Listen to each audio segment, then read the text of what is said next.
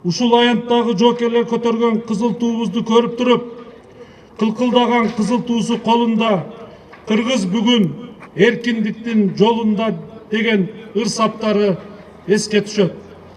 Ушул саптар биздин элибиздин туга болгон мамилесин, ага болгон урмат сыйын, үмүтүн, аруу тилектерин түшүндүрүп турат. Мамлекеттик символдор элдин биримдигин камсыздаган негизги белги. Улуттук баалуулуктарды жогорулатууга, жарандарыбыздын маданий деңгээлин көтөрүүгө улуттук символдордун таасири чоң. Өлкөбүздүн туусу 1992 жылы 3 мартта кабыл алынып, быйыл туп-туура 28 жыл толуп турат. Өлкөдө жашап жаткан элдердин биримдигинин символу. Бул күнү каланын борбордук аянтына окуучулар, студенттер жана жаштар колдоруна кыргыз туусун көтөрүп чогулушту. Салтанат мамлекеттик гимн менен башталып, атайын отряддын корчоосунда туу борбордук аянтка алынып кирилди. Маданий иш-чарага өкмөттүн Ош облусундагы ыйгарым укуктуу өкүлү, шаардык кеңештин төрагасы жана шаар мэри Талабек Сарбашев катышты. Кала башчысы кыргыз туусу ынтымактын, тынчтыктын жана биримдиктин ачкыч экендигин баса белгилеп, жаштарды патриоттуулукка, ар намыстуулукка чакырды. Ушул аянттагы жоокерлер көтөргөн кызыл туубузду көрүп туруп, кылкылдаган кызыл туусу колунда кыргыз бүгүн эркиндиктин жолунда деген ыр саптары эске түшөт. Ушул саптар биздин элибиздин туга болгон мамилесин, ага болгон урмат сыйын, үмүтүн, аруу тилектерин түшүндүрүп турат. Сөзүмдүн аягында айтар элем, ылайым биздин туубуз түбөлүк турсун. Туубуз элибиздин майрамдарында, салтанаттарында, тойлорунда желбиресин. Мен дагы бир жолу сиздердин бүгүнкү майрамыңыздар менен куттуктап, биздин ыйманыбыз, адебибиз, маданиятыбыз, мамлекет туу менен байланышкан эсиңиздерге салып кетмекчимин. Ылайым биздин туубуз кыргызстандыктарды бириктирген сыймыктуу символ катары түбөлүккө жашасын. Өлкөнүн мамлекеттик туусу 1992 жылы 3 мартта Жогорку кеңеш тарабынан бекитилип, Кыргызстандын туусу тууралуу мыйзам кабыл алынган. Мамлекеттик тууда 40 нур тегиз чачыраган алтын түстөгү күн алкагынын ичине кыргыз боз үйүнүн кызыл түстөгү түндүгүнүн сүрөтү түшүрүлгөн, тик бурчтуу кызыл кездемеден жасалган. Анын авторлору Эдил Айдарбеков, Бекболсун Жайчыбеков, Сабыр Ифтаров, Жусуп Матаев жана Маматбек Сыдыков. Туунун кызыл түсү эрдиктин жана тайманбастыктын символу, ортосундагы күндүн элеси бейпилдик жана байлыкты чагылдырат. Ал эми 40 нур байыркы 40 уруунун биримдиги. Кабыл алган легендардын корпусунун депутаты катары бүгүн биз үчүн өзгөчө күн да. Мен жана сөзүмдү айтып кетпедим. Туу бул өзүнчө бир элдин сыймыгы, элдин жеңишке болгон, элдин жакшылыкка болгон бир белгиси катары. Кабыл алып атканда канчалаган сунуштар менен туу ак болсун, көк болсун, туу кызыл болсун деген сунуштар менен ошондо болуп жүрүп кызыл тууга токтогонбуз. Эмне дегенде бул Манас бабабыздын туусу. Манас бабабыз көкөлөтүп көтөрүп жүргөн туу. Акыркы учурларда мамлекеттик символдор туура эмес объектилерге илинип, же мамлекеттик мекемелерде эскилиги жетип калган учурлар көп кездешип, коомчулуктун талкуусуна түшкөн кырдаалдар көп. Улуттун символу болгон белгини ыйык сактоо ар бир жарандын милдети.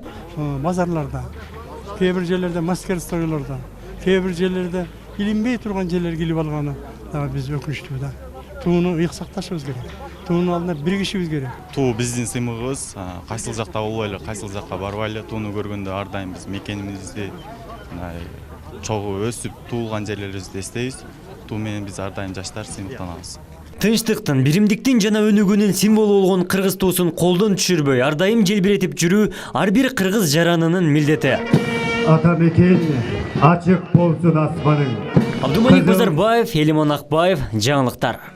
Баарыңыздарды Кыргыз Республикасынын мамлекеттик туусунун кабыл алынгандыгынын 28 жылдыгы менен куттуктаймын. Желбирей бер эркиндиктин желеги аттуу аземге кош келиңиздер. Биздин аземге шаардык кеңештин депутаттары, элибиздин сыймыгы куту болгон биздин мамлекеттик тууну жогорку кеңеште кабыл алышкан легендарлуу парламенттин депутаттары жана коноктор келишкен. Бул сыймыктуу күн кантип тарыхый мааниге ээ болгонун айтып кетүүбүз абзел. 1992 жылы 5 мартта легендарлуу парламенттин депутаты Бекмамат Осмонов баш болгон жогорку кеңештин депутаттары тарабынан чогулган элдин алдында Ош облустук мамлекеттик администрациясынын имаратында мамлекеттик туу чоң кубаныч, сүйүнүч менен илинген. Кыргызстандын эли эгемендүүлүк алганынын далили катары туу илингенде мамлекетибиздин ар бир жараны, ошонун ичинде Ош шаарынын тургундары көз карандысыз өзүнүн мамлекеттик тилине, чек арасына, өзүнүн конституциясына жана өзүнүн туусуна эгедер болгон эркин мамлекет болгондугунун чоң сыймыктануу менен жаш мамлекеттин дүйнө картасында саясатында жаңы чыйырын негиздешкен. Эзелтен кыргыз элинде туу ыйык болуп, элдин эл экендигинин негизги белгиси катары тууну негизги жыйындарда, жортуулга чыкканда бийик көтөрүп, көрүнүктүү жерде кармашкан. Тууга карай сыйынып, жоокерлерге дем күч берип келген. Жаш жоокерлер тизе бүгүп, тууну өп, ант беришкен. Бул жөнүндө эпосто кеңири айтылып келет. Улуу Манас эпосунда ак асаба кызыл туу, айгайлаган ызы чуу, көк асаба кызыл туу, көйгөйлөгөн ызы чуу деп айтылат. Демек азыркы туубуздун кызыл түсү, байыркы бабаларыбыздын туусунун түсү. Түндө түшкөн 40 күндүн нуру бул кыргыз элинин бириккен 40 уруусун түшүндүрөт. Ошондуктан биздин туу биримдиктин, ынтымактын, ырыстын туусу. Ушул аянттагы жоокерлер көтөргөн кызыл туубузду көрүп туруп, кылкылдаган кызыл туусу колунда кыргыз бүгүн эркиндиктин жолунда деген ыр саптары эске түшөт. Ушул саптар биздин элибиздин тууга болгон мамилесин, ага болгон урмат сыйын, үмүтүн, аруу тилектерин түшүндүрүп турат. Сөзүмдүн аягында айтар элем, ылайым биздин туубуз түбөлүк турсун. Туубуз элибиздин майрамдарында, салтанаттарында, тойлорунда желбиресин. Мен дагы бир жолу сиздердин бүгүнкү майрамыңыздар менен куттуктап, биздин ыйманыбыз, адебибиз, маданиятыбыз, мамлекет туу менен байланышкан эсиңиздерге салып кетмекчимин. Ылайым биздин туубуз кыргызстандыктарды бириктирген сыймыктуу символ катары түбөлүккө жашасын. Көңүл бурганыңыздарга рахмат. Мамлекеттик туусу алып кирилсин. Күндө өтө керектин ичинде кыргыз формунун күндүгү кызыл түстө берилген. Желектин туурасы анын узундугунун 5-3 километр. Жаркыраган тегеректин диаметри желектин туурасынын 5-3 бөлүгүн түзөт. Күн жана нур жаркыраган дискалардын диаметрлеринин салыштырмалуулугу 5-3 бөлүгүнө барабар. Күндүктүү Кыргызстанга бириктигинин айдынган. Күндүк бириктүү Кыргызстанга өлкөдө жашап жаткан элдердин биримдигинин символу. Желектин кызыл түсү Айкөй Манастын тоосунун түсү. Желекти белгилери элибиздин улуттук руханий дүйнө таанымынан жана басып өткөн тарыхый жолунан жаралып келе символдор.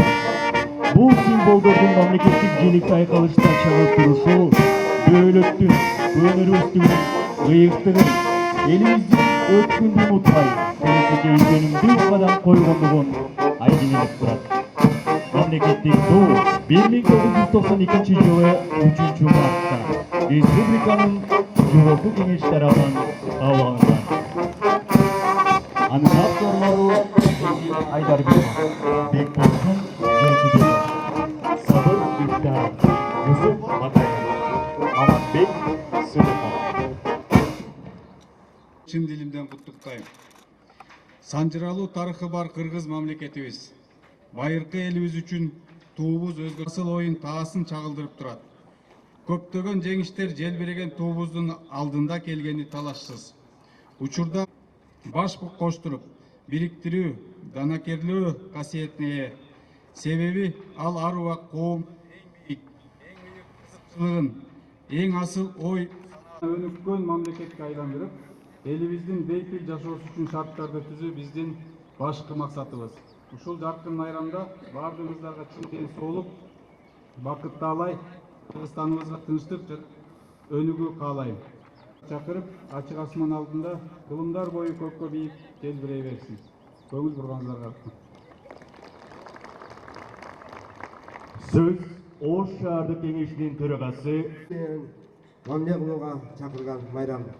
Бүгүн биз туу күнүн белгилеп жатып, мынакей жаштарды албетте биздин ушул ыйык туубуз нуру түшүп, кыргыздын 40 урусун бириктип турганын билесиз. Дөнүшүнө салым кошойлук, бар болойлук, тынч болойлук, элибиз аман болсун. Дагы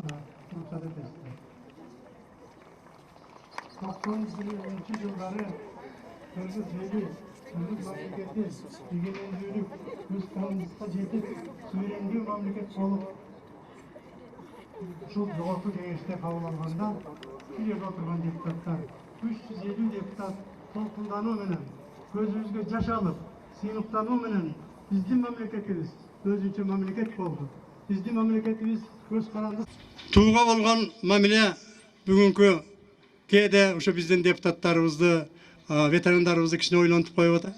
Ата мекендик согуштагы туу үчүн жанын берген биздин ата бабаларыбызды эске салсак, сыймыктана турган улуу административдик контораларда биз барып ушун дайым көңүл ачып жүргөн бийик жайларда